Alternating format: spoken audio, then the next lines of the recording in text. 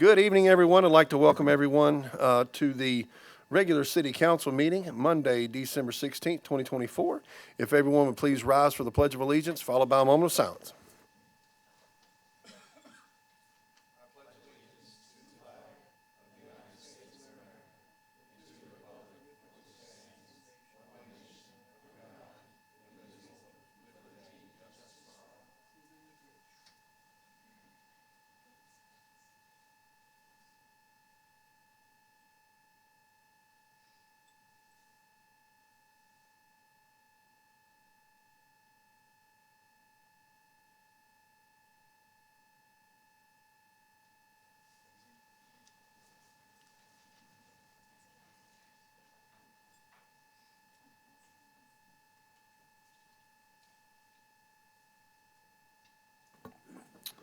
Okay, so our first item on our agenda this evening, I will be doing it down at the podium.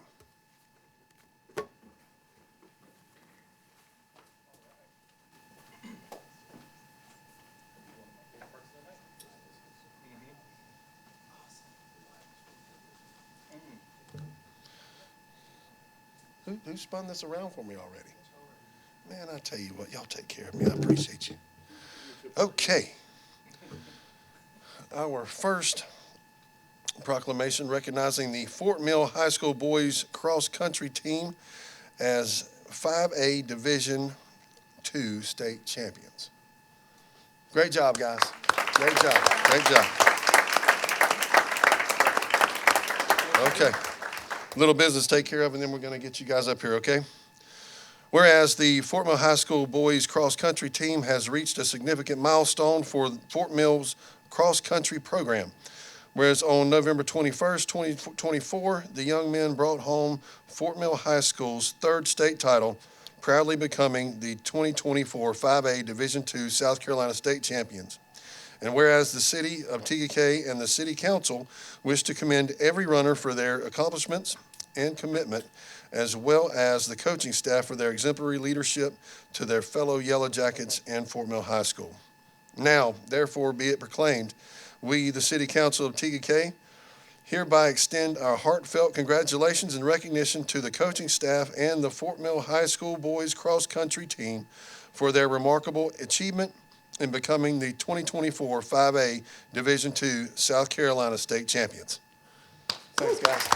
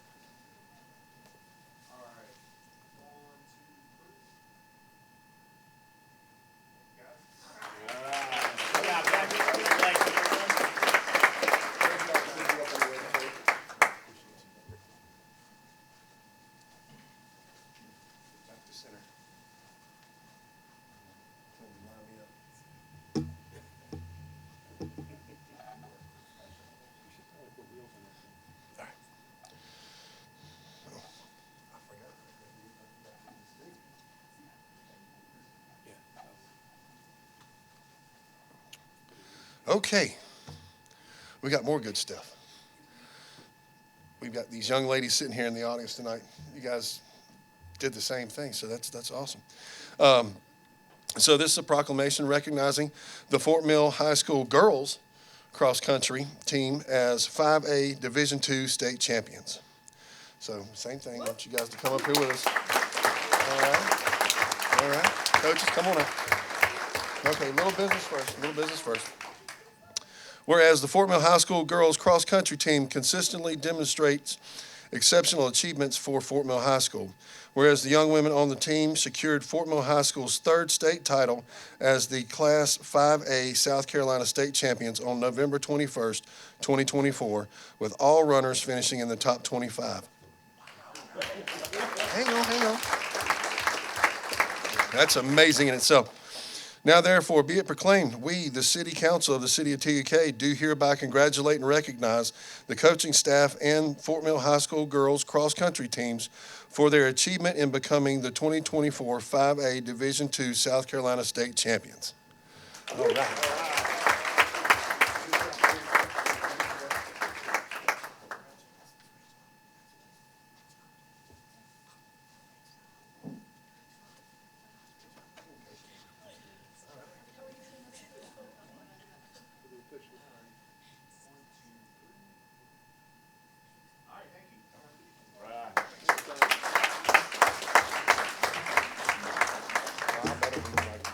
We got something else coming up, I guess.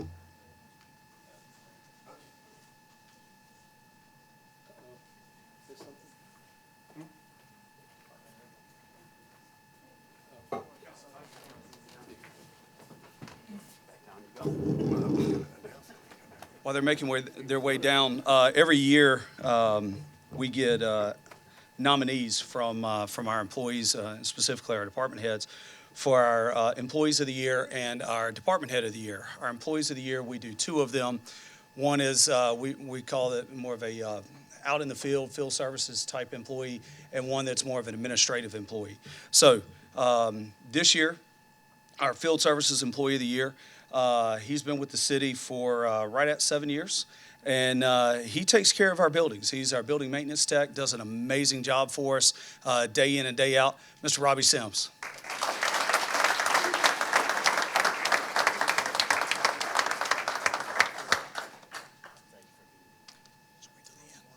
Yeah, just do one. Yeah. Our Administrative Employee of the Year has been with the city for just over 2 years, give or take. And if you've been to any of our city events, you have seen her out there. She is the brains behind them. She's the chief of fun, Miss Caroline Hasty.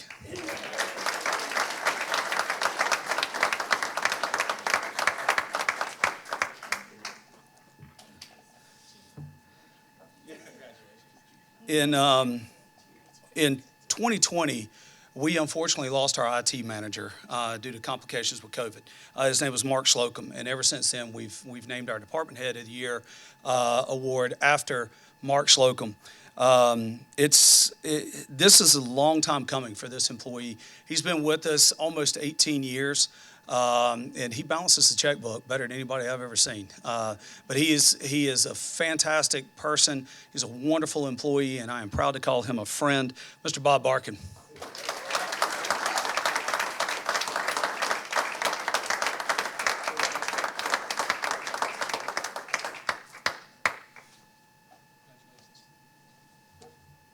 I'll pull this out of the way.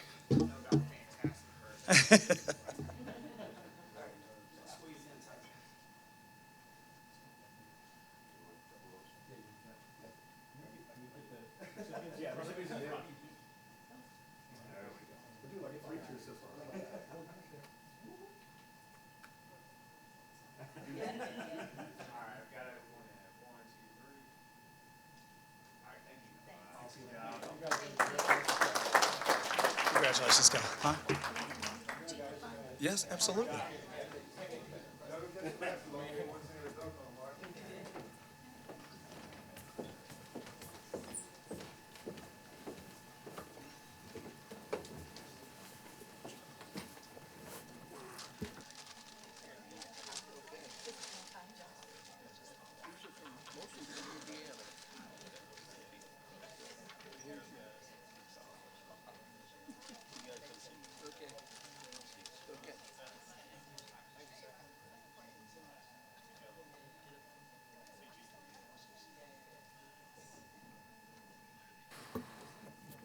Moving on to public comments. There are none. Seeing as there are none, we will move on.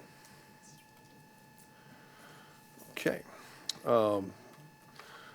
Next item is approval of minutes. So need a motion to approve the regular city council meeting November 18th, 2024 minutes. Do I have a motion? Motion to approve the, what was the date? November 18th regular meeting minutes. Second. Have a motion and a second. Any discussion? All in favor, say aye. Aye. Motion passes unanimously. I need a motion to approve the special city council meeting November 20th, 2024. Mr. Mayor and members of council, motion to approve the special city council meeting minutes for November 20th, 2024. Have a motion, do I have a second? I'll second. Have a motion and a second. Do we have any further discussion? All in favor, say aye. Aye. Motion passes unanimously. Okay, moving on to our committee reports. And that would be first up, our EDC. And Councilman Shirley, if you would, please, sir, in a moment. We're good. On December 11th, there was a meeting with Economic Development. They actually had their quarterly Business Connect meeting. Oh, you want to do this? You're going to do it better than me. You okay? Sure. What do you say? Nothing. I'd like to recognize Ashley Rabin as the chair of the EDC. He's here tonight. Thank you for your hard work, Ashley. You and your team do a great job. They had a Business Connect meeting where they invited Celeste Tiller from the York County Chamber. Director of HR and Development. Yep. She brings a lot of talent to the table for our local businesses and shared with the businesses that attended that they provide services for local businesses in terms of recognizing, finding, training, and retaining good talent for the businesses in our area. It's a terrific opportunity that our businesses have to partner with our, if you're here and you own a local business, or you're watching and own a local business, or you know someone that owns a local business in our area, please share this information to get in contact with Celeste Tiller at the York County Chamber. They are digging really deep to find qualified talent in the community, as deep as K through 12 schools, the 3 higher learning institutions in York County, and other areas of interest to try and bring people in. They've gone way out of state to try and find talent for some of the local businesses with recruiting measures through some colleges and universities. So it's a great service that our York County Chamber offers. George Boykin, did I pronounce that right, Mr. Boykin? George Boykin was also a keynote at the Business Connect. What a fascinating gentleman he is, with a remarkable career of serving communities in his area. He's an ordained minister. He's pastored a church. He's the founder of Boykin Property Group in Baxter. He founded a behavioral health care business right off of Stonecrest Boulevard in the business complex over there, and is offering a plethora of value to those that need health care in our community. What an interesting guy, bringing tremendous value to our community, to those that need it. So hats off to him and what his team does, and make it a point of note and point of interest for our community to know that that service is available very, very close by to us in TKK. Great job to the EDC bringing that to our business leaders' attention and trying to draw them closer together as a team. Thank you, Councilman Shirley, and thank you, Ashley, for the beautiful job you're doing there. And on over to our Planning Commission, Councilman HYSLIP, if you would, please, Thanks, sir.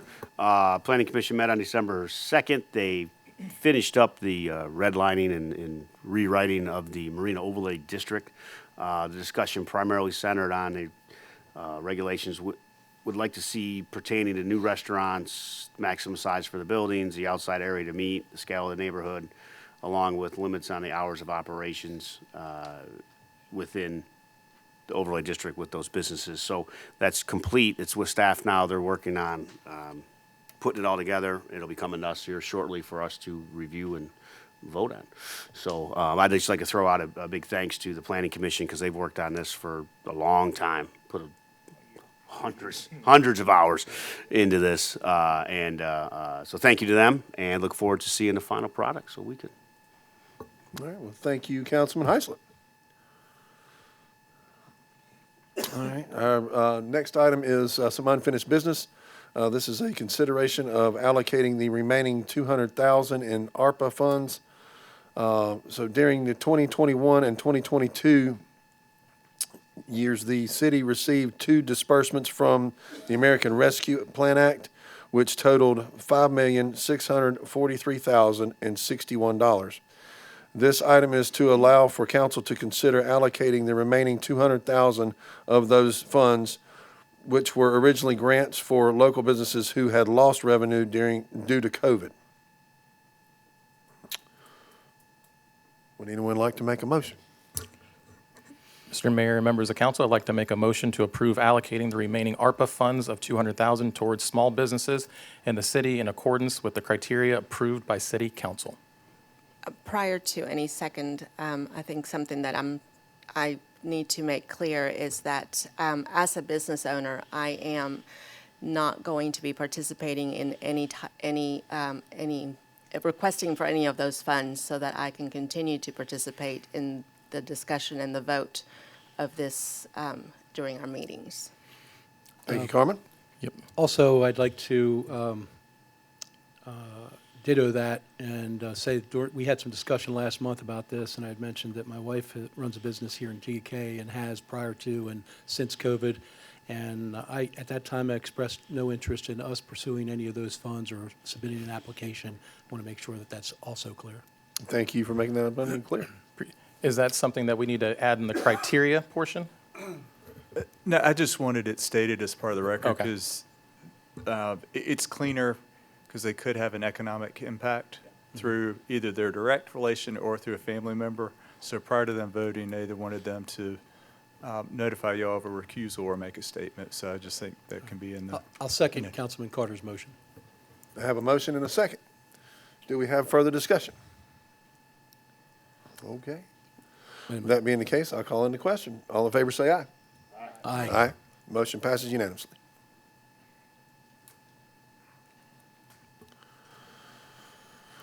Some more unfinished business that we have, consideration of establishing criteria and an application process for small businesses to receive the remaining ARPA funds.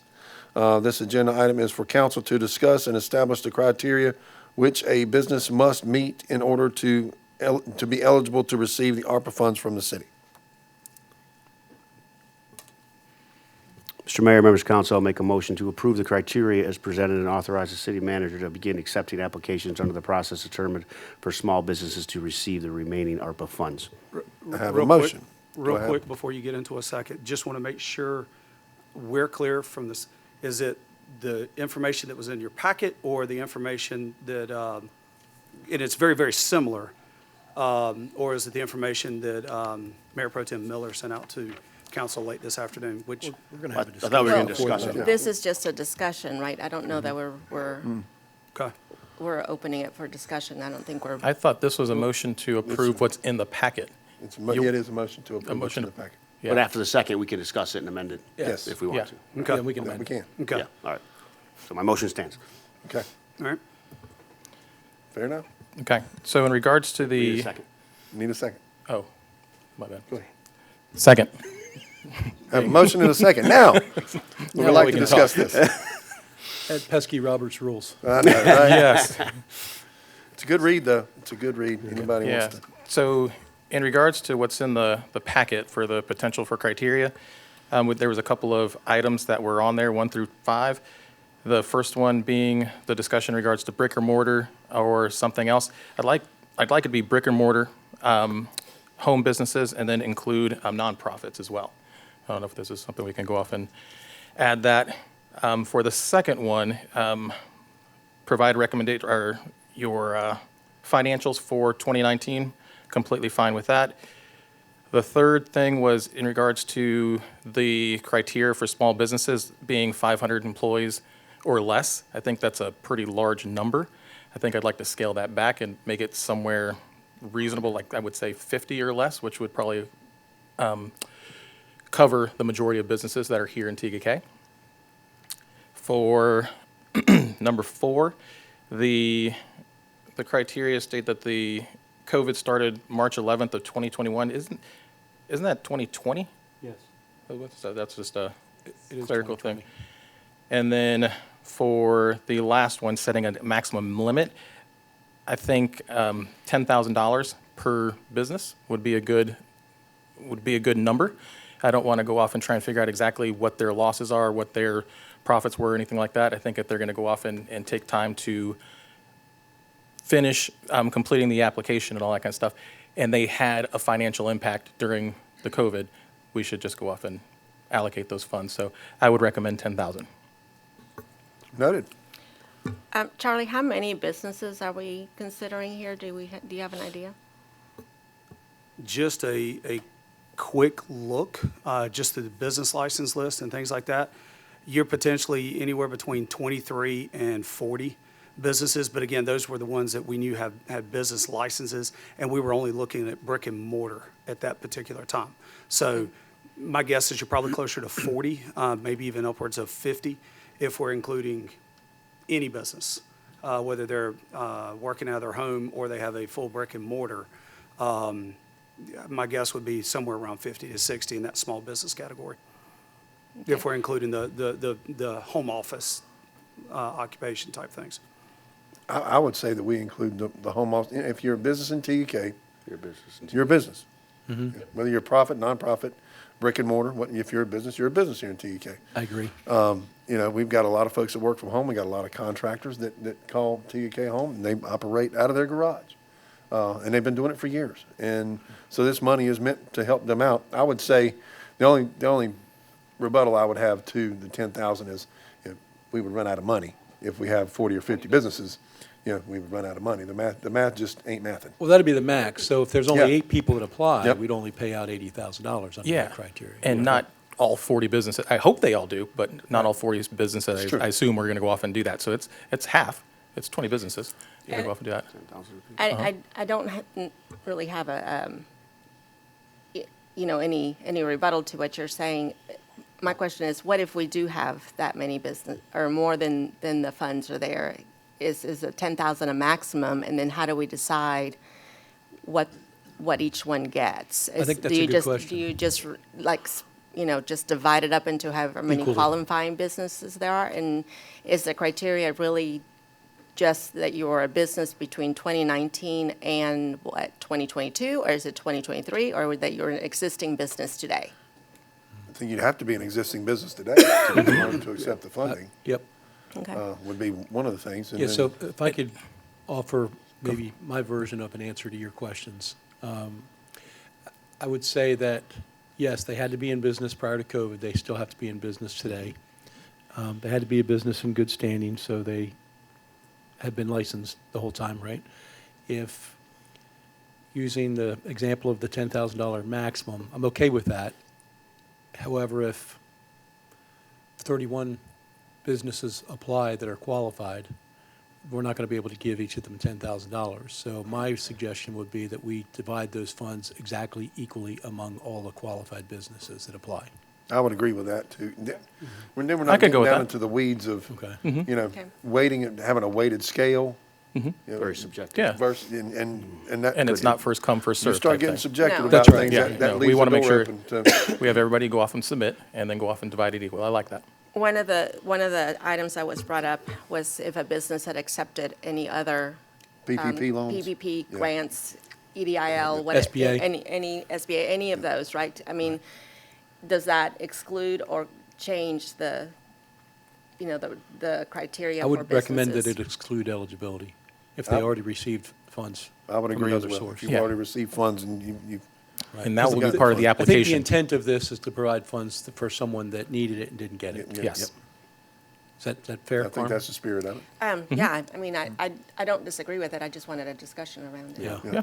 And I would, to Brian's point earlier, I think my personal opinion is 100 might be better than 50. I have no idea the businesses, how many employees they have. But if someone had 52, I'd hate to exclude them. Yeah, I think You that know. restaurants have a lot of part-time. So it and might, then there's you know, some that have seasonal staff as well that may change those numbers. So I think 100 would be a better but- number on that, because then it does include. 500 is way too many. Yeah. 500 was just way too big, so I just wanted to scale it back. Yeah. Absolutely. Oh, no, I don't even have a where we're at. problem with the 500 because businesses of that size would very likely have applied for SBA There's anyway. only one Absolutely. business As, that's as here. I noted in the material that y'all are provided, the 500 number came from the Small Business Act. I was surprised to see it that high. yeah. But I was looking for a number to at least give you a starting point. Right. And that's where that came from, was from the Small Business Act. Yeah, that's where So federal I think benefits for small anything less than businesses that, come I from. think you're still in good shape. Yeah. One, in comment one here, Charlie, in the packet, it talks about the home occupation permit. Because if we're doing more than brick and mortar, we're looking at home office people. 'Cause that's a requirement of the city, right? to That is have one. correct. So I would think, in addition to the business license, they need to be registered They would with have the to be city. compliant with Yeah, all they would have city to be legal, ordinances. yes. Right. Yeah. Absolutely. And I agree with Councilman Carter on the nonprofit as well. I would not want to exclude them. Yeah, we got a couple good nonprofits here, and I'm sure Right. they suffered losses. Yeah. You know, they include them, yeah. Do we need to have any conversation, and I'm not suggesting that we need to, but just to bring it up as a discussion, that these funds need to be used in any specific business matter? Or is it just funds that are given to the businesses for them to use as they see fit? I would, me personally, the business owners themselves know what they need in their I businesses. don't disagree, I Yep. just want to bring it up. But you bring up a Agreed. good point, and that would be, it's a valid point. But my 2 cents would be, the business owners know where they want to spend their money, and it's their money anyway. They paid the taxes on it. so. And if we're going to award funds, we're going to award funds to a business and not an individual, right? Right. I mean, I think that should be said. That that's Right. where the funds are going to go, and then it's the responsibility of the business To be to prudent account with for it. those To- funds. To use it how they want, yeah. I Right. don't want to sit there and have to track that kind of stuff. No. Yeah. And we don't have any concerns about the reporting of that as income anywhere, right? I mean, we don't, For the city, no. Yeah, for the city. okay. Oh, because it's a grant, we just, Yeah, that is correct. So they We would would have, just- we would have accounting for it as far as debits and credits, but anything beyond that, the city wouldn't have any It's further essentially a obligations. pass-through for us, right? That's correct. Okay.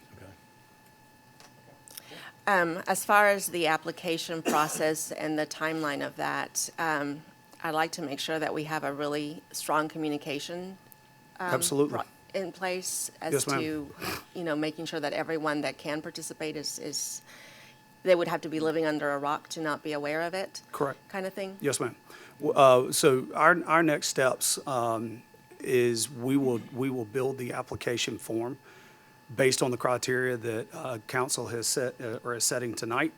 We'll send that out to you guys for y'all to review and look at, just second set of eyes, if you will.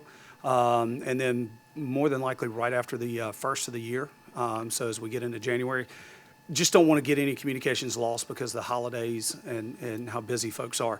So probably sometime around January 6th, we'll do a push out that will go to all of everybody that has a business license that is in the city.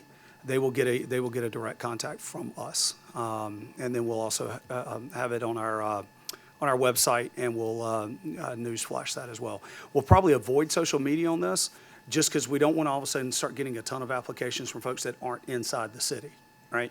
So we're going to try to keep it as contained as we can, but we're going to do a direct push out to the folks with the business licenses because we have their contact information. Well, that's one of the rules. You have to be a business in Correct. TSA, so that's. I'm just trying to hopefully cut out some headache to where we're Absolutely. not Yeah. having to go through 70 applications and they all came from just outside our borders, Yeah. if you will. So correct me if I'm wrong, fellow council members, it sounded to me, of all the things that we mentioned, everyone seemed to be in agreement with a little ambiguity in my mind on 2 factors. The total number of employees, maximum number of employees that were allowed, and the maximum limit that's allowed to be paid to a business, maximum dollar limit. So are we okay with the 10,000 as a max? Maximum Everybody's 10,000. Everybody's okay with yeah. that, right? Uh-huh. Okay, And so then that's the 100. max, no minimum, right? Well, I would say, if we, setting a maximum, why would we be setting we've got $200,000 if there's 4 businesses that are qualified and come through. I mean, there's $200,000 there. We're gonna roll it back You in. can, well, if, to use your scenario, if you have 4 or 5 businesses that apply and council has made the decision to cap it at 10 grand, right? Then in a subsequent vote sometime next year, council could vote to reallocate those funds back into water and sewer or Another some other, 160, yeah. some other applicable thing. Okay. I would caution council if you've got somebody that lost $5,000 and you're giving them 10, that's probably okay, right? If somebody lost $1,000 and you're going to get in, we only had 5 people apply, You're gonna give them 50? I don't know that you really need to give them 50, Yeah. That was, right? it was So- allocated for small business. That's just. You're right. I'm just bringing But up a it's- point. Just bringing up a point. I think by the same token, we're opening this up to any small business. Correct. And I mean, I know what it takes to create a small business. You go online, you type in an application, you pay $150 to get a number, and then you're a small business. go, yep. And we're not asking anyone to show profit and loss, Right. right? We're not asking for any revenue documentation. We're not asking, I mean, correct me, right? So we're basically saying if you're a standing small business in good standing within, registered with TEK, you're eligible. So I don't know how many those are, but Yeah, I would imagine it's. I don't know. And I would imagine we're probably going to find some people that don't have business licenses, and they're going to apply. And then we're going to have to, address have that. a conversation. Yeah. So, and I think that's where the education comes in, right? Don't do Yes. something that might hurt you later. Right. Simply because you think it's available, but you have to meet this criteria. We want you to be legal regardless. But if you're not legal and haven't been legal, as far as home occupation permit and business license and things like that, You might not want to apply. Just saying.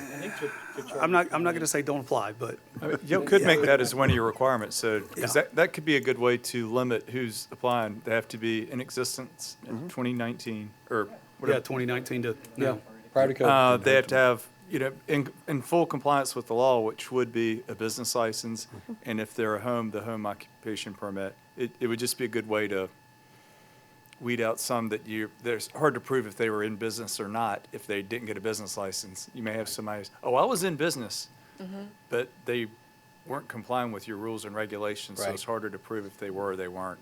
And to that same point, I think since we're opening to nonprofits, we need to ensure the nonprofits were a 501c3, 4, whatever they are, through the IRS. They have their letter from the IRS, they have it from the Secretary of State, prove they were a nonprofit then, still a nonprofit before we give them any money. So going back to what Mr. Shirley was talking, as far as the number of employees, do you want to put it as a maximum of full-time employees? You can't have any more than X versus you got to have a minimum of X employees, full-time employees? You want to say, no, you Yeah, I can't think have more than, I think what Councilman Carter was saying was this number or less. Yes. Right. Yes. Okay. But then Councilman HYSLIP went off and said 100. I'm comfortable with that, too, because I just wanted to make sure we lowered it from 500.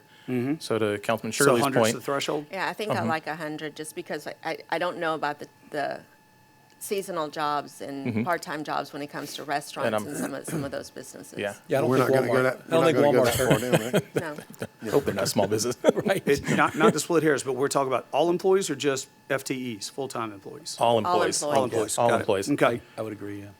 And then 10,000 or less. I'm comfortable with that. You guys are comfortable with that? Maximum of 10,000. Maximum of 10,000. Or could be some number I'm less. okay with that, because I think to Charlie's point, I think it'd be inappropriate if someone had a couple $1,000 loss and we gave them $50,000. That'd be, wouldn't be very prudent of the funds. No, and the threshold is relatively low, Right. To qualify, you just have to have the paperwork. You don't even have to have show that you've worked the business. So I think that's a really low threshold. Now, So, Counsel, as far Chaplain, as, how do we, go ahead, how do I'm we sorry. amend that? How do we amend that motion then? No, your motion's still fine right now. We're getting the notes off of your discussion. Chaplain, based on the motion that was made, do they need to make another one? Because the motion was, Casey, do you have the motion? To approve the criteria as presented, so I'm typing what everyone's saying right now.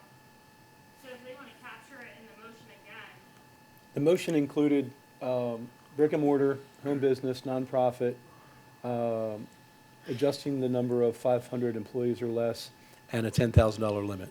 Those are the things included in the motion. Can I make a suggestion? Sure. Would it be prudent to staff to go back, capture all this, and then give it to Write us it, in give it as January, and then clean. we Yep. write it as clean. Yep. And that gives us a month to, Yeah, let's you get it guys give right. us a draft. And I had one other question. I noticed, so it says, the business employed fewer than X full-time employees, or excuse me, one before that. The business has been operational since 2019, so we're going off basically. We were doing that based off of demonstrating a loss. I had revenue in 2019, I had less revenue in 2020. Okay, that's And what I was going trying- forward, that's why we used the 2019 date. But I'm understanding from council, that's not even a criteria at this point. But I think you probably should have been in business prior to COVID and still in business now. Yes. But The that's just- criteria as of still the has the first- business Agreed. license. I think that should be in there. So what's the date? I guess, are we, what do we got to set a First of cutoff date. 2019, You had so to be a in year business, you had to have a business license before, On our potential criteria, you have to have a valid business license as of March 1st of 2019, and then a valid current business license for the city, and then also pay your taxes and all that kind of stuff, and have was it current 29? utilities. I mean, March 2019 is a little early, isn't it? That's like a year So before. the business license year That's a in year before COVID 2019, shut down. that starts May 1. I So think the I'm business okay with license year leaving it starts as on May as 1st. 2019. If you want to use May 1 of that 2019 as your date, Okay. if you were going to have a business license, that's when the renewal period is. I'm sorry, you said May 1st of May 1st, 2019? yes, ma'am. Yeah. Okay. I think I'd like to keep it as 2019, again, because of that same conversation of if you had it in 2019 and you were actually working a bona fide business, then Yep. you probably There's did me- get there's a impacted in measurement on the loss. 2020. Yeah. Right. Yeah, there was just a couple different dates I was There's measurability The- on if there was a loss. trying to The clarify. conversation's on the date of the license, because on here, it's a valid business license as of March Yeah. 1st, 2019. You're saying 2019. Do we want to do it Well, based off of the What Charlie business said license? is The May 1st? licenses get renewed May May 1st. 2019. So it would be from May 2019. So that will have to And the amend this. criteria that we gave y'all, I got from Bluffton. So we were trying to figure out what their dates were. Okay. Yeah, why they were using particular dates. But if you want to go based off a business license, you could go May 1, 2019. So we'll adjust that business license to May 1st of 2019. Please, Casey. Okay, so do we want to table this for a moment and bring it back next month? I think we should, yeah. Okay, so we need to, We can draft it up and bring you an application. Yeah, at I'd your- like at to your be able to January read meeting. it all in entirety. Yeah. In in this one- case, we need to Tom, do we need to make a motion call to for the table? motion to table. Yeah. And before we do that, one other question about number 8. It says the business suffered economic loss. Y'all have taken that out. Yeah, we got to take that That's out, my right? Because we can't, understanding. we're not going to prove it. Okay, that was it. Yeah. So I'd like to make a motion to table this till next month. I'll second that motion. Have a motion and a second to table. All in favor, say aye. Aye. Motion passes unanimously. Thank you. That was good. Very nice. Okay. Casey, you can stop typing. Sorry, Casey. Didn't mean you hit the backspace. Okay, so I guess we're all doing this next year, and we need to figure out when we're getting together again. So let's have an adoption of the 2025 regular city council meeting schedule. By law, the city is required to adopt the council's regular meeting dates for the year and notice it to the media. Typically, council meets every third Monday of the month at 7 p.m., with the exception of January, February, and July. City code permits city council to change either the location, date, or time by a majority vote at any regular or special meeting.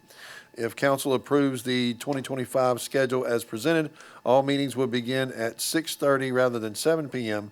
The January and February meetings will be held on the third Tuesday, and April and July's meetings will be held on the second Monday. Is everybody good with meeting at 6:30 instead of 7? Yes. Yes. Okay. So I need a motion.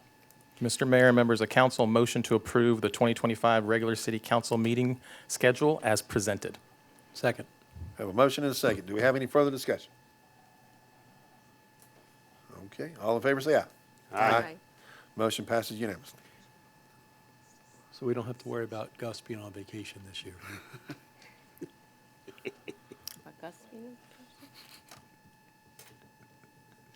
You gotta build up that PTO, you know? That's Gus has got right. plenty of it, Exactly. being that old guy he is. That's right. Okay. Got some new business, consideration of awarding a bid for the WUERTLE pickleball court / tennis resurfacing. In accordance with the city's procurement code, bids were solicited for the WUERTLE courts pickleball project. This project will consist of resurfacing 6 of the existing pickleball courts and converting 2 tennis courts into 6 pickleball courts. This item is before council to consider awarding that bid. Do I have a motion? There's a couple blanks in the motion. Can we have some conversation first, or do we have to have a motion first? Council, let me jump in, and 'Cause I got that may comments. assist with the motion. So we did get bids in. Your top 2 bidders, as you will see, let me get down to it. I apologize. I thought I had it. So we've got, You've got two that bid, that are very favorable bids. The one, the lowest bidder, was, advanced. Advanced Athletic Services. They included references, not reference letters. Okay? So it's up to council if they want to, move past that technicality or not. All right? USA Court, was the next lowest bidder. They did include their reference letters. We have subsequently got and shared with council this morning reference letters for Advanced Athletic. USA Court, and this is a distinction that council will have to decide on whether this is something that is a big thing for you guys or not. There was a bid alternate that was included in the RFP. USA Courts did submit a bid alternate, and that was for the right-way crack repair, whereas your Advanced Athletic Services did not submit a bid alternate. Now, that doesn't mean they're not going to fix the cracks. They have to fix the cracks. They're just not doing the right-way crack repair, which we have been told from both tennis and pickleball enthusiasts that that's a great way, that's the top of the line way to fix the cracks, that kind of thing. So the reason for your blanks on your executive page, on your cover page there, really is just, staff is fine either way. Yeah, so if you're going with the Advanced Athletic Services, you're waiving that technicality, which you have the right to do. And it was spelled out in the RFP that you can accept it regardless of that technicality. Or you can go with USA Court Builders or any of the other ones if that's what you choose to do. We were, from a staff standpoint, we were satisfied either way, but US Court Builders did completely fulfill the RFP and gave the bid alternate. So I'd like to that's make why a you have motion. blanks. Thank you, Charlie. Appreciate the clarification. I'd like to make a motion. Mr. Mayor, members of council, I'd like to make a motion to award the bid for WUERTLE Courts Pickleball Project to USA Court Builders in the amount not to exceed the $100,000 that was budgeted, and authorize the city manager to issue the notice to proceed. I have a motion. Do I have a second? Second. I have a motion and a second. Do we have further discussion? Yes. Yes. Yes. Yeah. So I'd like to, well, I made the motion, but I would like the courts to have the right way crack repair, because it's something that it's a little bit more expensive, but it's going to last a lot longer. If we had an issue in our house or had some foundation repairs, we want to make sure that we repair it and we repair it right, and it's going to last for a long time, as opposed to going off and just covering it real quick and having the same issue in a year or two. So having that extra money. I think in the motion, the $100,000 covers for USA Court Builds. The original bid is $56,050 plus. You're about 70. You're 71 and change. Yeah. Yeah. I'm saying the Just lowest, south of the 12,000. bid was $56,050, but with the additional right way crack repair, it's $15,750 for a total of $71,800. Right. So if we want to re-amend the motion, it could be just $71,800 or whatnot, but I think it covers it with the $100,000, which is why I seconded it. Yeah. So With the The 100,000. remaining funds that were discussed during budgets, because first of all, this is being paid through Parks and Rec impact fees. So it's not going to be a line item in your general fund budget, okay? Second, we still have to do the fencing and things like that, which Dustin is getting the quotes on those, because new fence has got to be put in where we're converting the 2 tennis courts into 6 pickleball courts. So he's working on getting those bids in. So even if we're at 71.8, that's with the 100,000 being the cap on that, it gives us the ability to do everything. Wouldn't we have to re-vote on that, the second part, if we're doing fences and stuff, because it's not the Once same we see what the contractor? bids are looking like, then we'll bring that back to y'all. Right, so If I it's guess my- over- If it's over 10 grand. So my point being, wouldn't we want to do the 71.8 then? Right, and then just And come then back and come and back look and at what do- you're spending it after the fact. That's fair enough. That's makes totally sense. fine. I mean, he gave a not to exceed number. We definitely are not going to exceed that number with this. But if you want to put it to the exact amount, you can absolutely do that too if you want to amend your I motion. mean, I'm okay with putting it to 75 if you want to have a little extra. Well, That is fine, there's too. there's a small cost overrun. I do have a question, though, because I know nothing about surfacing and what, Brian mentioned that when you're looking at repairs for your home, you don't always go with the cheapest option because you don't want to have to go back and redo it. There's a significant difference between the lowest option and the highest option. What am I missing? So what you're missing is the material. Well, and it's also tear up and regrading too. There is, but with the crack repair, we do this every day. This is a patent pended, in the right way crack feel, it's, that name's patent pended. So it's a product that they put out.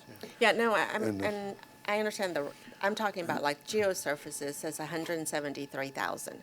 They What's didn't the want it. difference between 50,000 and 173,000? They didn't want it. Yeah, those guys, they're too busy right now. If there's normally when we It's a- have bids it's a that polite come no. back, it's It's a just a polite number. no. If we get it, great, we're gonna put a whole lot of money in our pocket. That's the way Okay. most of the time with our bids that we look at.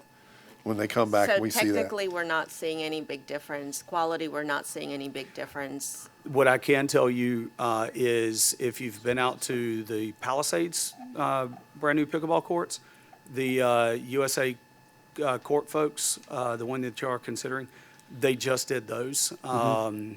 In meetings that Dustin has been having with some of our pickleball folks, they were one, that was a name that came up from what he's told me. So, I mean, in the past, we've used a company called Court One to resurface tennis courts. They were always higher than the others. We used one of the others before, and it didn't last very long.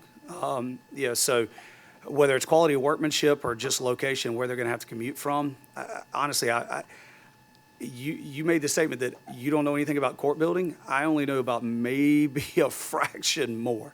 I mean, I know how it's done, but as far as I know that they're going to come in, they're going to cut and repair the patches, the cracks, and then they're going to do an overlay, paint the whole thing with that fiberglass material that they put down, stripe it up, and off they go. Now, why one is way more expensive than the other, I mean, we see that sometimes with our asphalt quotes too. It just, I mean, I think the mayor is probably right to a certain extent. If they're super busy and they're like, yeah, I'll throw a bid at this. If I get it, great. If I don't, that's okay. I got a lot of work to do. Why there was this much of a fluctuation, couldn't tell you. I mean, I just don't have enough expertise in those chemicals and what that cost and things like that, what that's going to run. I did have some discussion with some of the folks from the Pickleball Association, and they spoke with some of these companies that do the resurfacing. One of the big factors that contributed to a higher price in the $170,000 range was a complete different process of how to put the surface down. That it will last longer, so they say.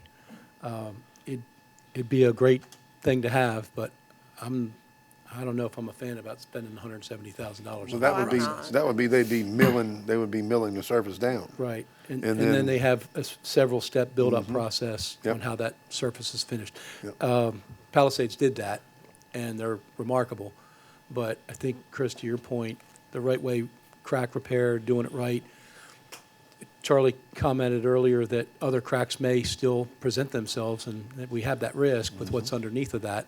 But the cracks that will be repaired won't come back, Yeah, right? So we have that advantage, and they're pretty gnarly cracks. yeah. So at this point, I think we're comfortable with trying to seal it with the right way crack stuff. Do we need to amend the motion to 71,800 and then come back later on with a fence? or are we comfortable with the 100 Let's call still? it 75, and then we'll revisit the other stuff. Is that okay? If you want to amend it, that's fine. The motion was a not to exceed, so that Yeah. works too. It I'm really, it's comfortable with the up to motion, you but guys I'll how you adjust it if want to you do need it. me to. Yeah, If you want to comfortable amend the with motion, go right ahead.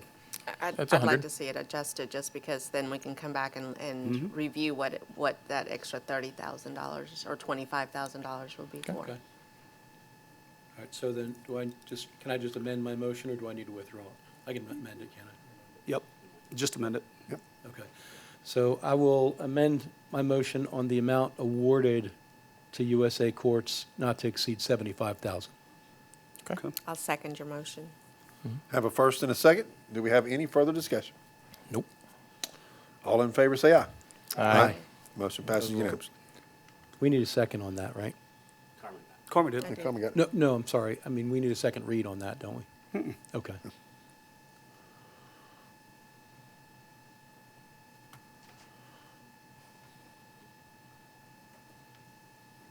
Okay.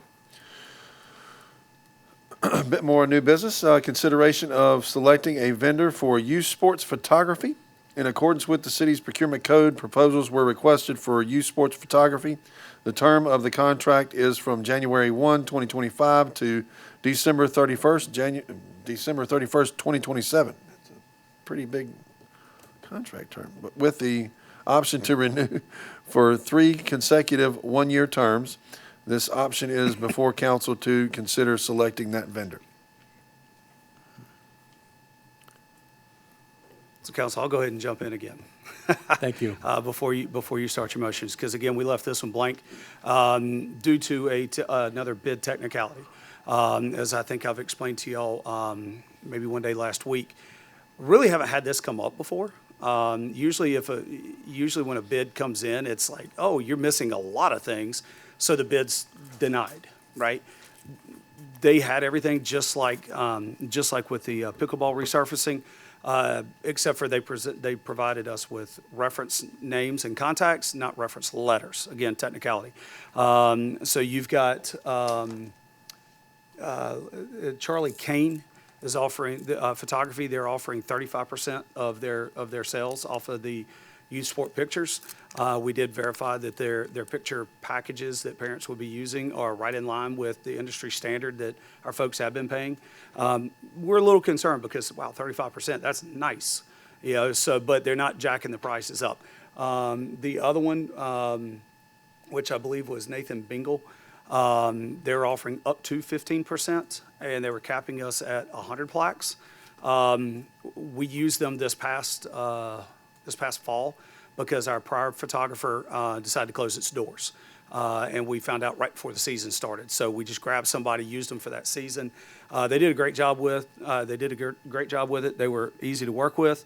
I know that Dustin was able to obtain some letters of reference for the Charlie Kane photography, which I provided to council earlier today. Staff is comfortable with either one of those. It's whatever council wants to do, but the Charlie Kane photography is offering a larger revenue share, much larger revenue share. None of the bid numbers amounts are on the form.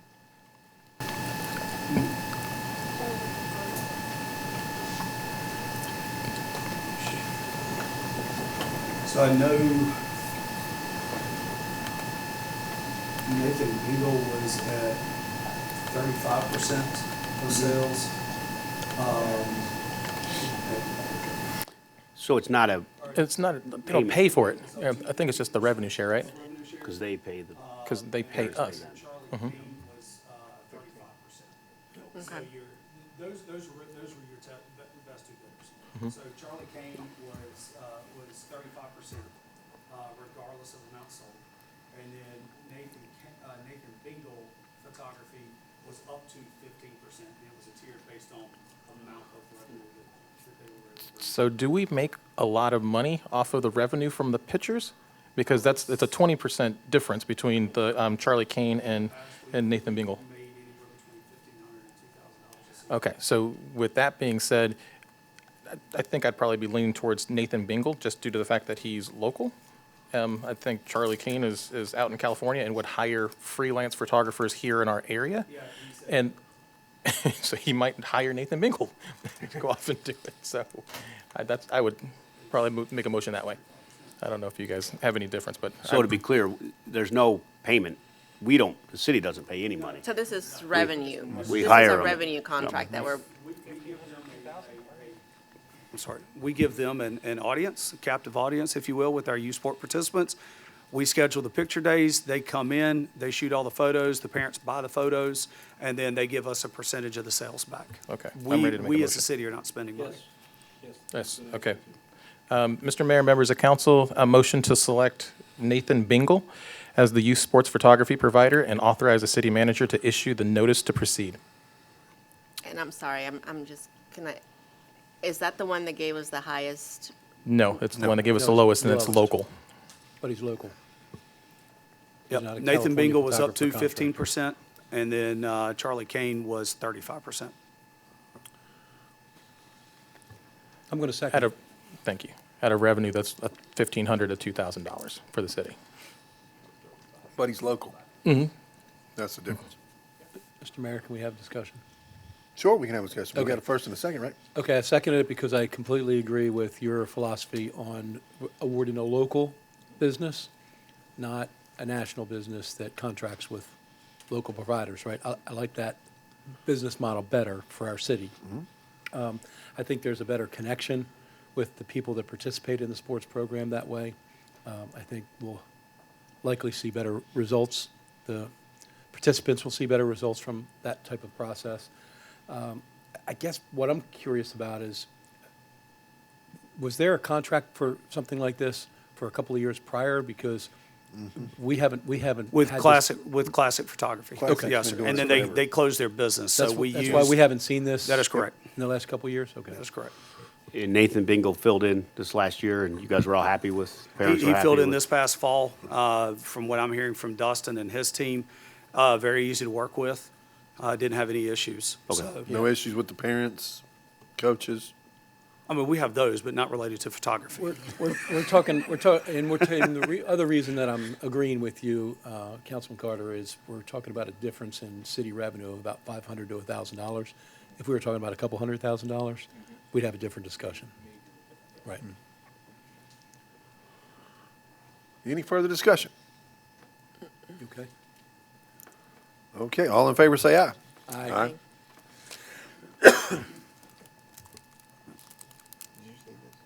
Okay. My ears ringing, that's why I couldn't hear you. So the motion passes unanimously.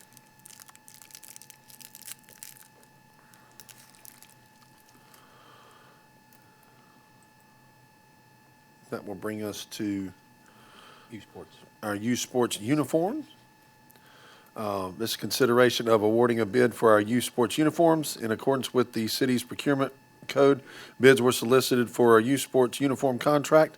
The term of the contract is from January 1, 2025 to December 31st, 2027, with the option to renew 3 consecutive years in one-year terms. This item is before council to consider awarding that bid.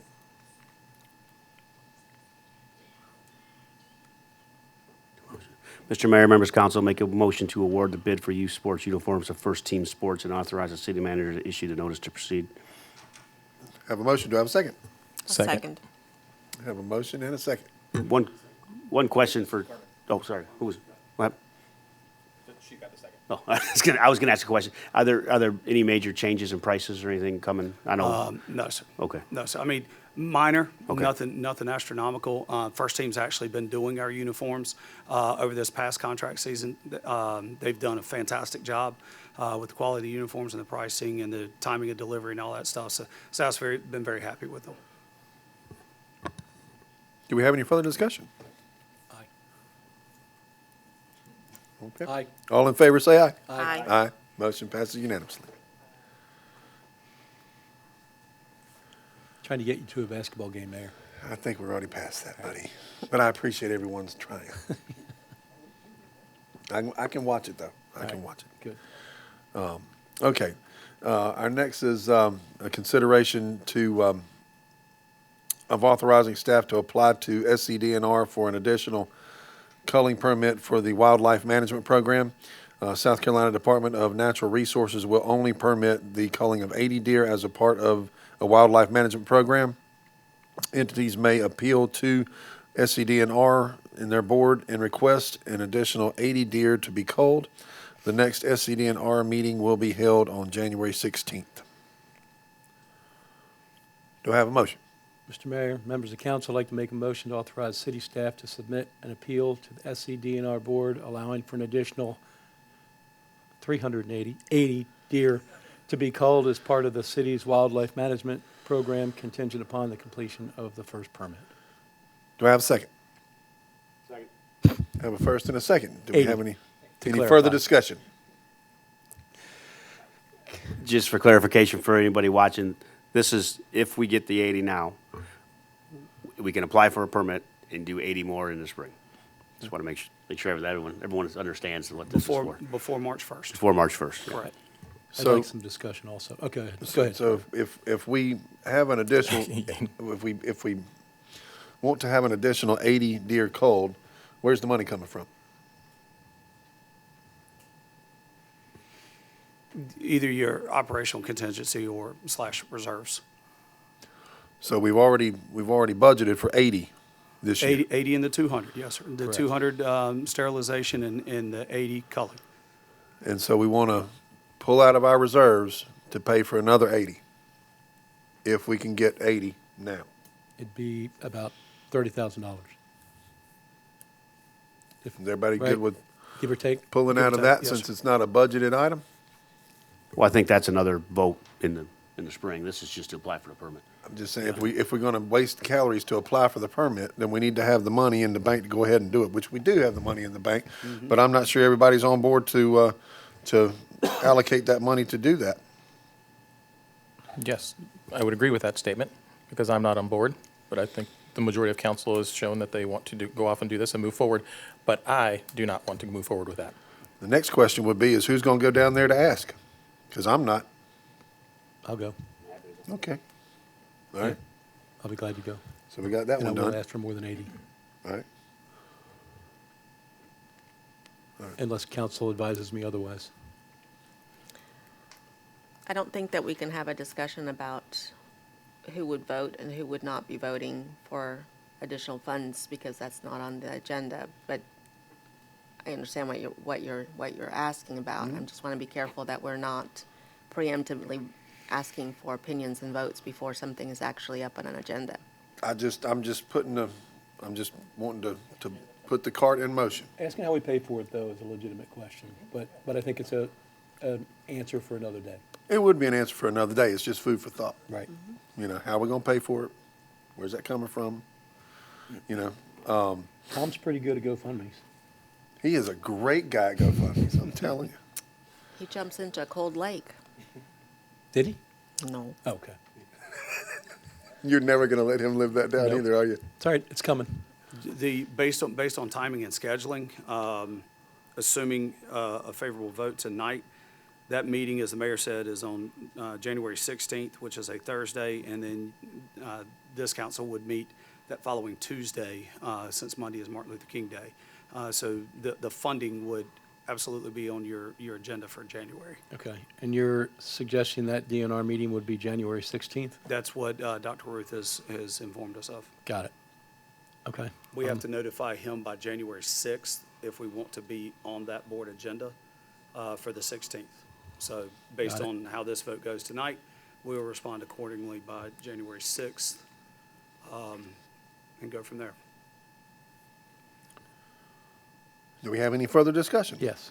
All right. So for those attending and watching, whether tonight or another time, I just want to make sure that we clarify that there is a lot of information that the city has done a great job of providing around this process. And I want to invite anyone that is curious to seek that information on the city's website. There's a special page that they developed on the website for wildlife management. It will answer all the questions you never thought you had.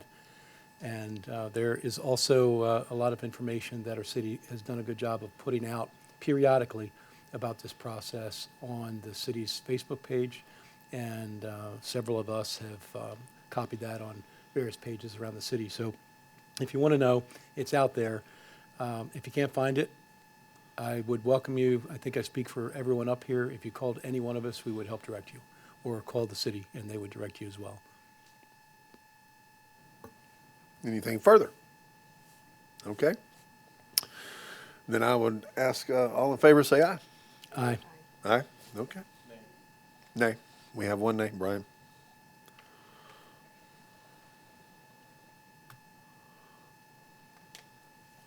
Which would bring us to some new business. We have a report and discussion of remaining ARPA funds being utilized by TCUD for sewer system improvements. This agenda item was requested by Mayor Pro Tem Miller and Councilman SHIRLEY in order for council to get an understanding of how ARPA funds related to the TCUD sewer project are being used, the approval process, and what that process entails. If you would, please, Antonio. Good evening, Mayor, members of the council. Pleasure to be here as always. Basically, I took a bunch of information, tried to consolidate it for you, try to make it make a little sense. So I want to start out a little bit with the timeline of the ARPA funds. In fiscal year 18-19, funding for the preliminary engineering report, the PER, was approved in the TCUD budget. December 2018, Alliance Consulting Engineers completed the PER, which included the upgrade recommendations. In September of 2021, City Council approved $4.15 million of those ARPA funds for sewer projects. September 12th of 2022, Harper General Contractors was awarded the project at the Construction Manager at Risk, or CMAR, for the equalization basin at wastewater treatment plant number 4 and upgrades at wastewater treatment plant number 2. The original CMAR contract was valued at $25,000, and Alliance Consulting Engineers remains the engineers of record. Now, before I go on with the timeline, I just want to give a better understanding of CMAR. For those of you, just want to answer some of the questions that were circulating throughout the emails. So CMAR, or Construction Manager at Risk, is a project delivery method where a construction manager is engaged early in the design phase to collaborate with the project owner, being us, and the design team. This approach emphasizes teamwork, with the construction manager providing valuable input on cost, scheduling, and constructability to streamline the project's development. A key factor of the CMAR is the commitment to a guaranteed maximum price, or GMP, established based on the project scope and design. The construction manager assumes financial risk by agreeing to deliver the project within the GMP, absorbing any cost overruns unless caused by scope changes or unforeseen conditions. During construction, the CMAR transitions to the role of general contractor, managing subcontractors and ensuring the project remains on schedule and within budget. This method enhances collaboration, reduces risk for the city, and provides a clearer cost framework compared to traditional delivery methods. Now, selecting a CMAR does not automatically award the entire project to that firm. The process is structured as follows. You have the selection process that we did. So a CMAR is chosen through a competitive bid process, focused on qualifications, experience, and approach rather than cost alone. The pre-construction phase, the selected CMAR collaborates with the city and design team to refine the project, including cost estimates, constructability, reviews, and preparing a GMP, and approval of the GMP. Once the GMP is negotiated and approved, the CMAR is formally authorized to proceed with the construction. The CMAR does not control the budget until the GMP is set and approved. We retain control during the pre-construction phase to ensure alignment with project goals and budget. A CMAR can use in-house services for portions of the project, but this must align with contractual terms and expectations. Some of our considerations include transparency and fair pricing. The CMAR must provide detailed cost breakdowns for in-house services to ensure pricing remains competitive. If the costs are determined to be non-competitive, external subcontractors will be invited to submit bids. Oversight. We maintain the right to review and approve subcontractor or in-house team selection to meet quality and cost goals. And lastly is the value proposition. So how does this benefit us? Streamlined communication. In-house teams work seamlessly with CMAR management, improving coordination. Faster decision-making. Being part of the same organization allows for quick problem resolution. Cost savings. Reduced overhead and markup costs compared to hiring external subcontractors. Accountability and quality control. Direct oversight ensures adherence to quality and safety standards. Proven expertise. Experienced in-house teams are often more efficient. Scheduled control. Flexible scheduling reduces delays. And lastly, reduced risk. Direct control mitigates risks related to subcontractor performance or disputes. While beneficial, these advantages must be balanced against the need for competitive pricing and transparency to ensure the best project outcomes. So how do we know that those outcomes are fair and equitable? We ensure fair and equitable pricing through a collaborative effort, working closely with our engineers, who provides the critical information needed to evaluate CMAR-provided cost. Together, we maintain control of the process while leveraging their expertise to support informed decision-making. Here's our approach. Through cost analysis, collaborating with Alliance to review cost details for accuracy and transparency, comparison to the industry standards, using their insights to benchmark cost against market rates for materials and labor. Scope verification, partnering with Alliance to ensure costs align with project specifications and exclude unnecessary extras. This balanced collaboration ensures that we combine strong leadership with the technical expertise needed to deliver professional, equitable, and accurate cost management for every project proposal.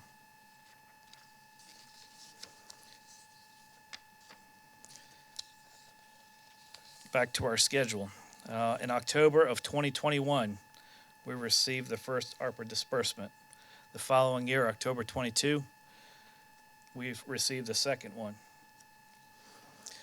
July of 2023, the proposal for the equalization, installation, and upgrades was denied due to higher than projected costs.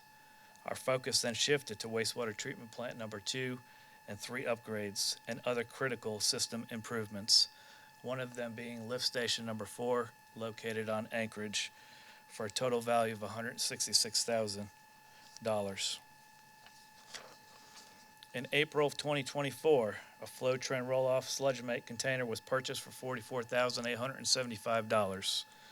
Although this purchase was related to the wastewater treatment plant upgrade, the unit was acquired outside of the CMAR contract due to urgent replacement needs and to eliminate markup costs. In May of 2024, with the collaborative efforts from Alliance Consulting Engineers and Catawba Council of Governments, the city was awarded a $1 million grant from Rural Infrastructure Authority. When this happened, it required that we go back out to rebid our CMAR contract. June 17th, the current city council approved Harper General Contractors as a CMAR for ongoing wastewater treatment plant upgrades valued at $35,000. June of 2024, that contract was signed, leaving the remaining ARPA funds approved for sewer projects to be allocated for wastewater treatment plant upgrades at number 2 and number 3.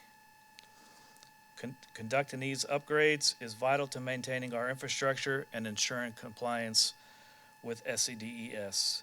We are grateful to complete the critical projects without requiring additional SRF loans or rate increases. Harper General Contractors will oversee these tasks, ensuring that all work remains within the allocated budget. Any questions so far before I move on to what we plan on doing with those funds? Okay. So basically, our main focus will be at wastewater treatment plant number 2, but we also have a couple things that'll be happening at treatment plant number 3. But as far as wastewater treatment plant number 2, most of those upgrades are with the tank, so the aeration basin, clarifier, and digester. Tank and bulkheads, air distribution system, scum removal and clarifier components, piping and pumps, access, walkways and controls, flow meters, and pertinent electrical components. Where are we with our schedule as we are right now? Basically, we're still in the pre-construction phase right now. We hope that by the end of January, we should have 100% design as well as a GMP, which leads us into the negotiation portion of the contract to see if we move forward with this contract. Once that's done, we'll move into the procurement of beginning to order all the necessary components needed for that upgrade. And lastly, the construction portion of it.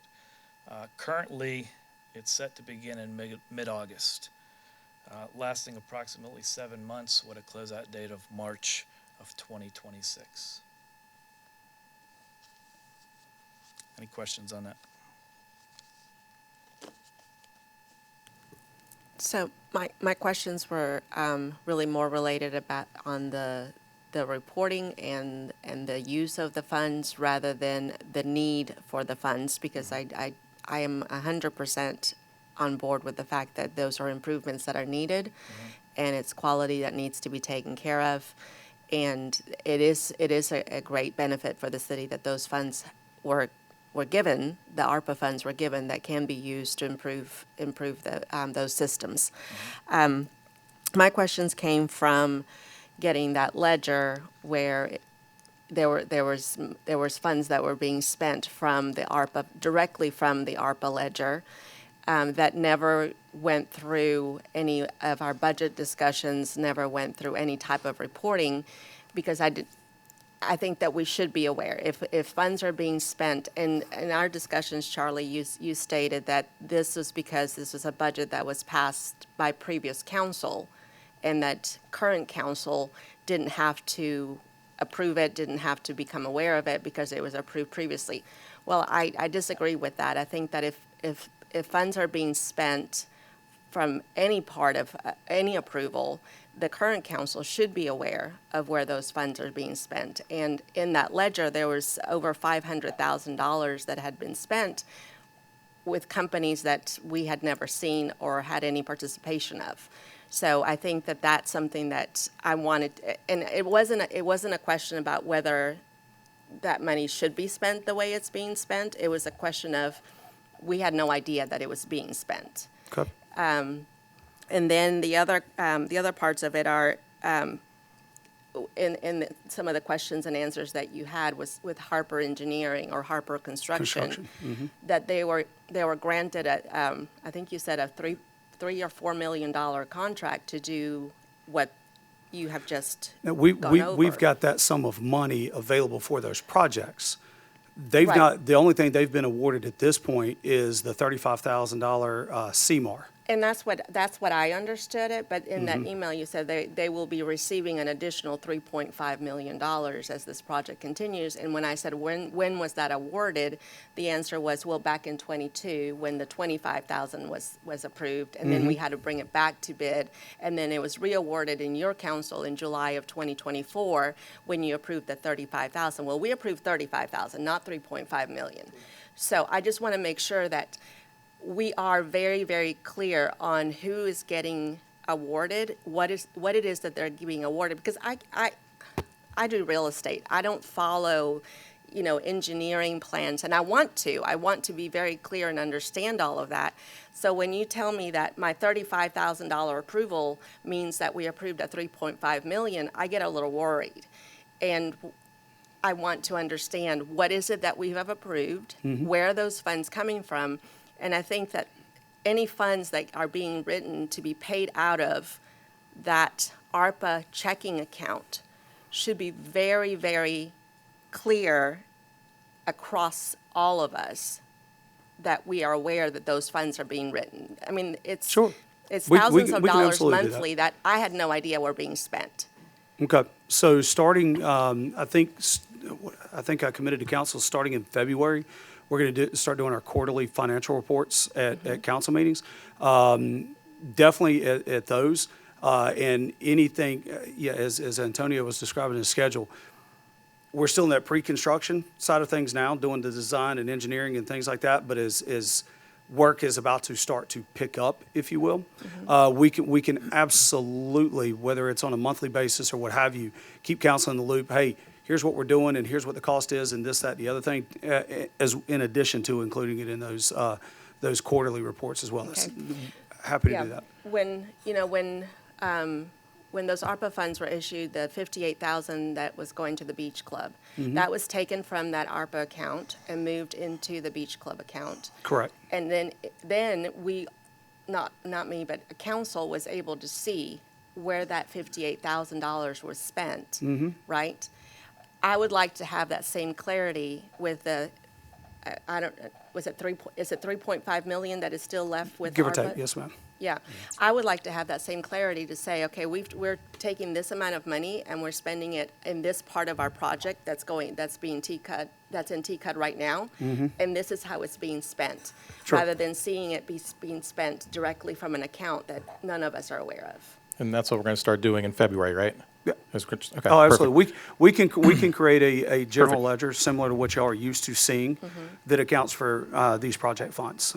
So like one of the projects is the replacing the clarifier, correct?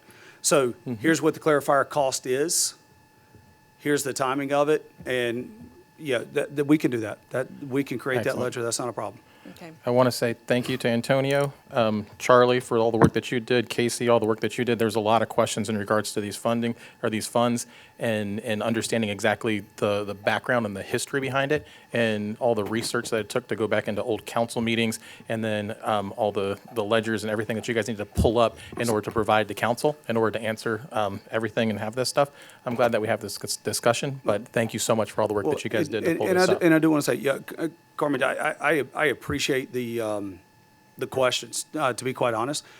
Honestly, this is a fund that, hey, we just got it free, I think the total is $5.6 million. How you want to spend it?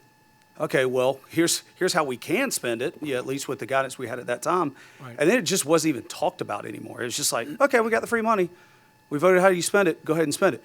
If council wants that level of detail, we can absolutely provide it. It's not like we're having to create new work. I don't It's know stuff that, that we I have. don't We know can- that I we would can 100%. qualify it as saying that if council wants that level of detail. I think that is something that council should have. We are accountable for the city funds, and we are accountable for how those funds are spent.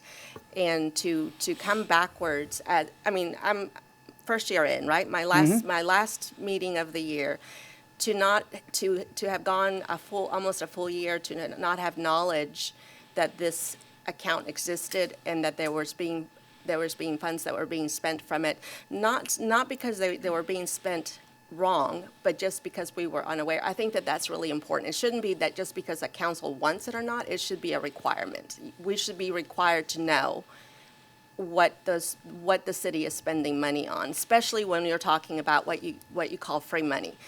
That is even more important for us to be aware of where it's being spent and how it's being allocated. I would agree with Councilman Miller, and first of all, let me back up for a second. Antonio, thank you for a very Yes, thank you. well-prepared presentation. Yes, sir. I appreciate that. I know that's, from doing a lot of presentations through my career, I know typically you'll spend about 10 times the amount of time doing the research as the presentation takes, so I admire that. That said, I had a discussion, I think, with Councilman HYSLIP about this, that I do recall in 2021, the funds being discussed with prior council on that these funds would be available, that there were criteria on how we could spend it. I know that criteria has changed and evolved a little bit over the last couple of years. And I do remember the vote on the 35,000, but I don't ever remember seeing any detail on how the funds would be utilized or how it would be accounted for. So I say that to say this. I would agree with Carmen that I think as we report that quarterly and council has an opportunity to have some understanding and, glean some discussion from that on how that fund is drying up and how it's being utilized to the advantage of the city, and then how we may be accounting for additional monies that we'll need going forward when the ARPA funds aren't available. Sure. So I think that'd be worthwhile discussions for us. Done deal. Easily done. I would like to take it even further. I think council needs to go down to the sanitation areas and see it firsthand. Agree 100%. As far as, hey, I agree. I bet See that when we play they are, golf. they're probably vineyard vines, aren't they? They're red. Okay. They're well, probably hunters. red. They're hunters. Wow. Okay. I agree. But yeah, I'd like to see the workings, Yeah. how we're spending the money, I like to see the toys that we're playing with and the tools that we're doing and everything. I mean, the smell Antonio really doesn't is bother me, glad to give guys, it to I'm with the guys. So yeah, just reach out, let us about know. nose Be glad to blind give you a anyway, tour. but yeah. 100%. I agree 100%. Whenever you're ready to do it. And thank you, Antonio. be glad Again, to do it. I am schedule a 100% field trip. behind what you need to have done and what the city needs for, to happen so that we're serving our residents correctly. And I appreciate the effort that you put into that information. I might ask you for a copy of it so I can go back and read it so I can understand it even better. Of course. Not a problem. Thank you. Thanks, Antonio. Thank you. Do we have anything further on that, folks? Nope, okay. Let's move on to covering our city manager's report. Thank you, Mr. Funderburk, Mayor, if you will. members of council. Our auditors were in at the beginning of this month. Bob and Dana do a great job getting everything prepared for them, makes their jobs easier. We are looking to have them here at your February council meeting is what we're shooting for, for their audit presentation. Development services, progress is underway on the business license module for Evolve.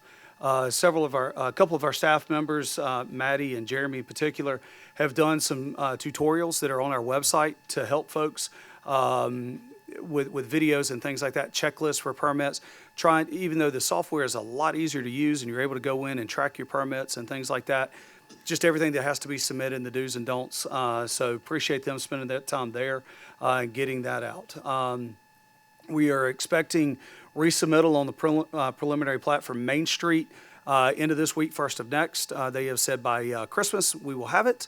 And council, that we did have, I think y'all were copied on the email from a resident that was concerned about one of the access egress points. That we've removed that from the plans. I've already seen it, and we're in good shape there. It was just an extra way to get in and out. We told them that was. We didn't want people lined up with their headlights shining in across from people's cars and whatnot, or people's homes and whatnot. So we're in good shape there. We're also expecting the Lakewood resubmittals in early January for those two big subdivisions. And then we've got, for the month of November, 12 new home permits were issued. I expect as we get through the winter months, that's going to get a lot bigger each month, especially with Shea Homes and Taylor Morrison with River Falls. Fiber update, we're now getting weekly reports from Comporium as to where their two subcontractors are working in the city, and Google continues to work as well. Right now, Comporium subs are the ones that are working on the peninsula. Google Fiber subs are off the peninsula in the Cameron Creek area right now, but they're making their way here.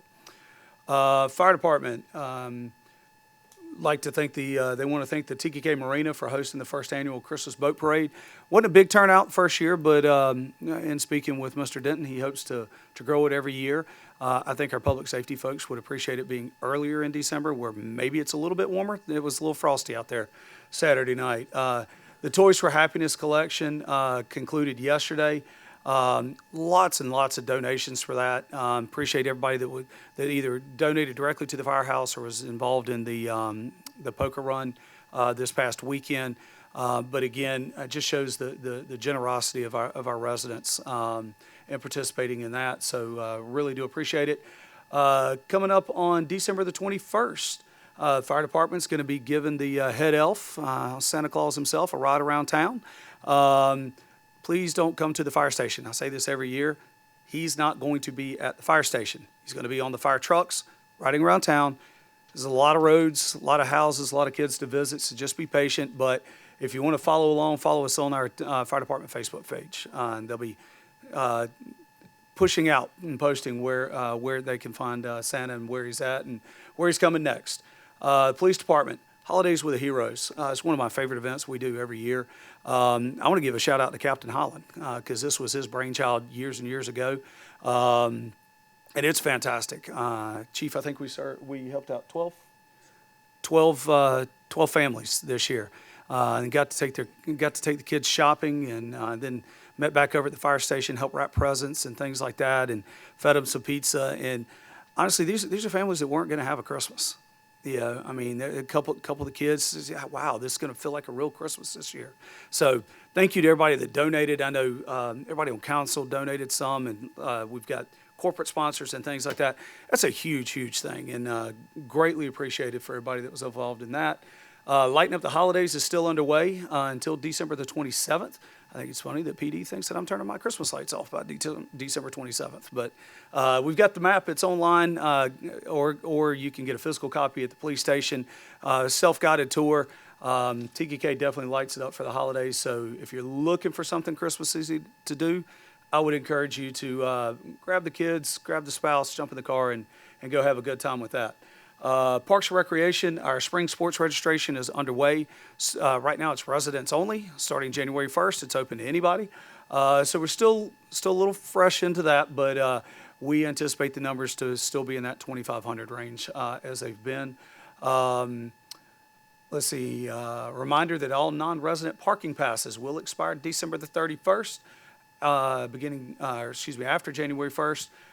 Come by City Hall Monday through Friday with your driver's license and vehicle registration, and we can get you a new one. So those are good for a year.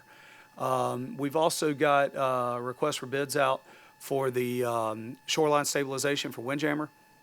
Dustin's working through the permit with Duke's shoreline management team, so we look to bring those bids into you at your January 21st meeting. Public Works and Stormwater. The grapple truck, which I'm told is called a brush hog, has been a tremendous new asset. And the team wanted to make sure that I told council, thank you. They are enjoying that truck, and it is proving to have the efficiencies that they thought it was going to have. We've been using it to take brush out to the wood chipping site and bring mulch back in. So we're definitely putting a lot of miles on that thing, but it has definitely helped. We've added a new team member, so if you see Giorgio running around, we're excited to have him on board. We still have one opening in that department that we're hoping to get filled. So if you know anybody with a CDL, tell them to apply. We want them. We'll train them up, teach them how to use the trucks, but we've got that advertised, and hopefully we'll be able to get that position filled pretty soon. The team has recently completed intersection improvements at White Bluff and Cascading Pines, making that safer. Along with removing some trees to increase the line of sight in that intersection. They have also done pipe replacement projects at Manila Bay, Spinnaker, and Tidalway. Those are completed. Since October, there have been 2,270 stormwater locates called in. Thank you, fiber. Everybody wanted fiber. And that's just with stormwater. Our utilities are having to do the same thing with water and sewer lines. So can't wait to get the high-speed internet, but whoo, it's taking some time from staff for sure.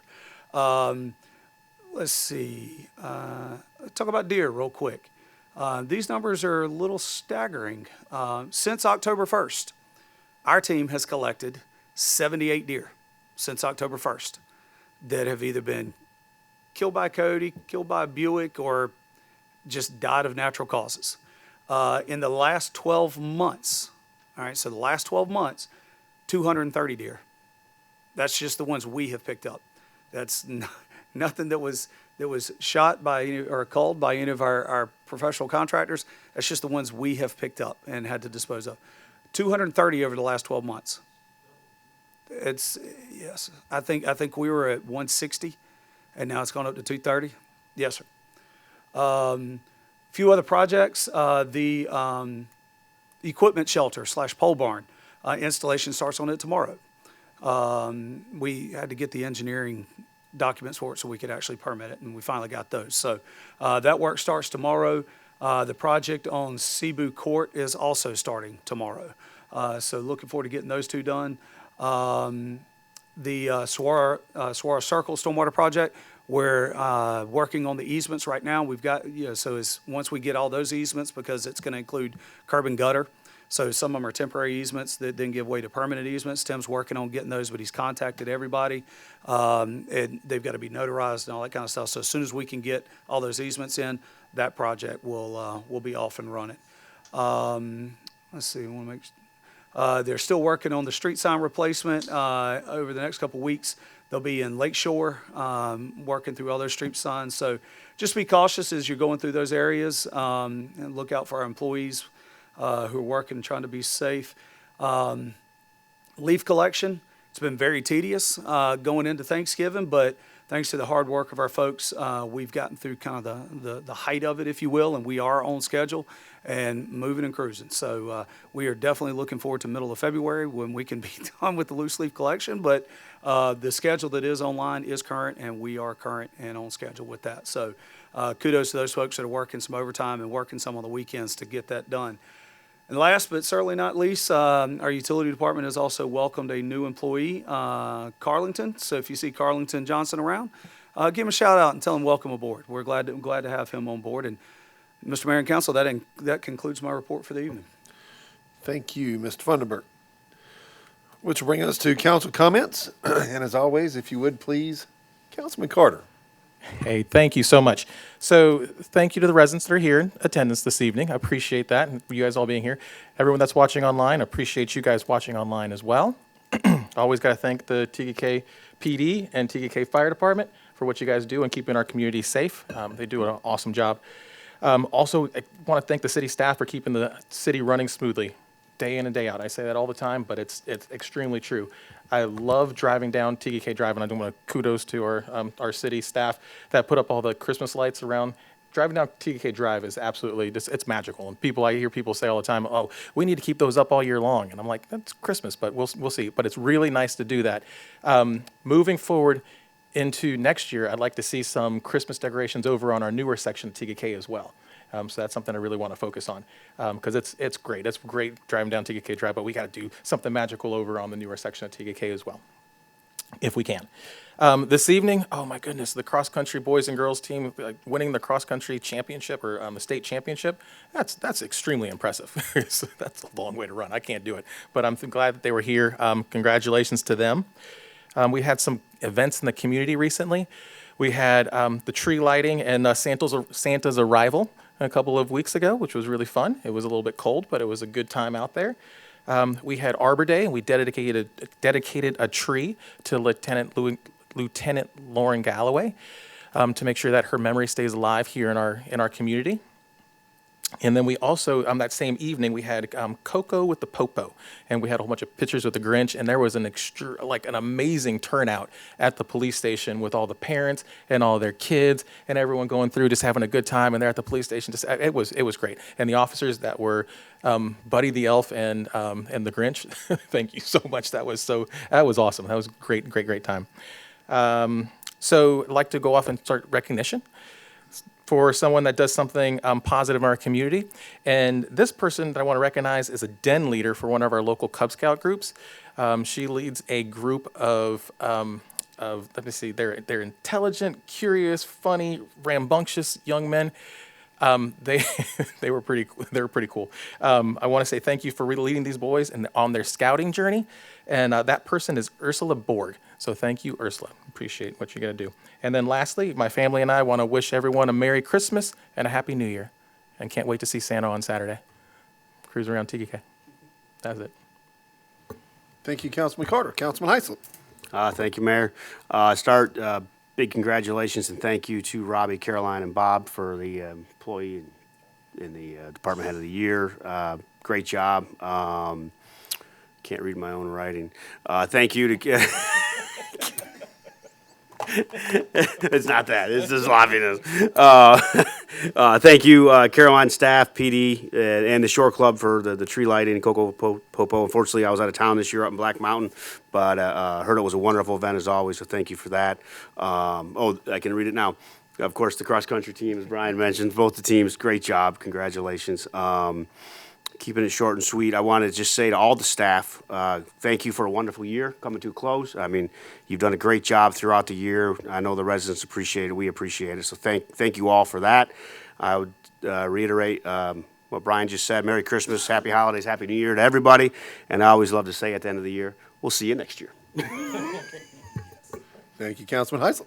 Councilman Shirley. Thank you.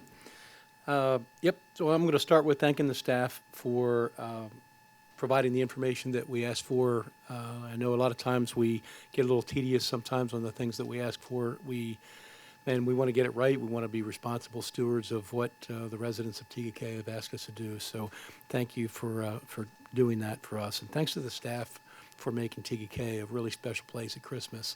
It's really wonderful and gives me a sense of pride, as Councilman Carter said, to drive into TKK and see how pretty it is, and the pride that the residents take decorating their homes. And the Shirley family will be taking advantage of the opportunity to do the holiday lights tour this weekend. I'm happy to say all the Shirley birds will be in the nest as of Tuesday. So very excited to have our son home from Clemson and our other son home from Germany. And they'll be home through the holidays, so it would be really exciting to see all the hard work that our residents put into decorating their homes. We're very excited about that. I also want to wish all of my fellow council members, city staff, and all of our residents and your families a very Merry Christmas from our family. Thank you, Councilman Shirley. Mayor Pro Tem Miller. I'll start with some of the same sentiments in saying thank you and congratulations to Robbie, Caroline, and Bob for all of your hard work this year. And to also just say, you know, just sincerely for all of the staff. I know I'm one of those people that asks for a lot of information and asks for details, and you provide it, and you get me what I need to you know, have some decent thoughts and decision making. So I appreciate the work that goes behind that. Mainly, I would just like to say how grateful I am to have the opportunity to serve you. It's been a year of just a lot of growth and challenges, and I am so eternally grateful to have the opportunity to be part of this process and to be part of serving you and representing you. And I just want to wish you the very, very merriest of Christmas to you and your families. I know I'm always, this is like my favorite time of the year. So Merry Christmas, and I will see you next year.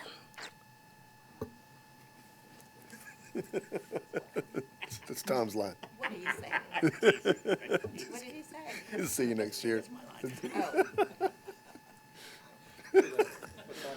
What Tom said. Thank you, Mrs. Mayor Pro Tem. And that would bring it to me. This city continues to be, it passes understanding, everything that we have going on in our community, and everyone that is a part of the wheel. And yeah, our Shop with a Cop program, that's my favorite of the year, where you can see these children come in, and you would think that they would buy PS5s and all the games for themselves, and they would take the money and run, as it were, and they don't. You see them with jackets and pots and pans and shoes and blankets, and it's not theirs. It's for their moms and their dads and for their siblings, and the hearts these kids have. It's a true blessing to see those children and what they do. So I want to say special thank you to our PD for putting that on. It's a blessing every time I get to do it. Thank you, Chief, for blessing me.